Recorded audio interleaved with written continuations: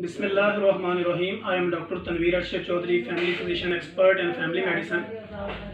I have a special skill for nutrition diet and I have a 2 years experience with WHO in Brazil.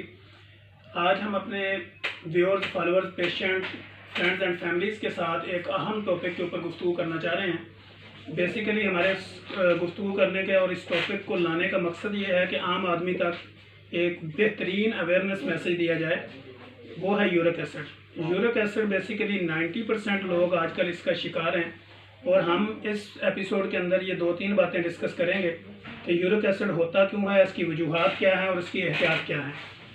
सबसे पहले तो आम आदमी को ये समझना होगा कि यूरिक एसिड जब उसके पाँव स्वेल होना शुरू हो जाते हैं या उसके स्पेसिफिक जॉइंट्स के अंदर पेन शुरू होती है तो ये एक आम सी अलामत है जिससे जाहिर होता है कि हो सकता है कि इसको यूरिक एसिड हो।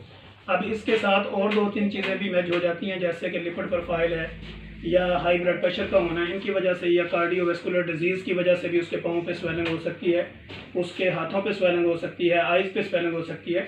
लेकिन इस सिचुएशन में हमें यूरिक एसिड का टेस्ट करवाना ज़रूरी है। अब यूरिक एसिड होता क्यों है? यूरिक एसिड बेसिकली जितने भी आप red meets, chicken, fast food, young foods और जितनी भी आप हैवी डोजेज लेते हैं या स्वीट खाते हैं, पकौड़े, समोसे वगैरह, फास्ट फूड लेते हैं या हाई प्रोटीन वाली चीज़ें यूज़ करते हैं, तो इस दौरान में आपका यूरिक एसिड बढ़ जाता है। आपके यूरिन के अंदर से क्रिस्टल जो है ना वो निकलना शुरू हो जाते हैं। जब क्रिस्टल्स आपके यूरिन से निकलते हैं तो आपको ये मालूम होना चाहिए कि ये यूरिक एसिड की वजह होती है। लेकिन क्रिस्टल निकलने का कोई आम आदमी को पता नहीं चलेगा, उसके लिए तो स्पेसिफिक लैब एग्जामिनर कराना ज़रूरी है। लेकिन जब हम सीरम यूरिक एसिड करवाना चाहते हैं तो उसमें पता चलता है कि इस बंदे का यूरिक एसिड बढ़ा हुआ है।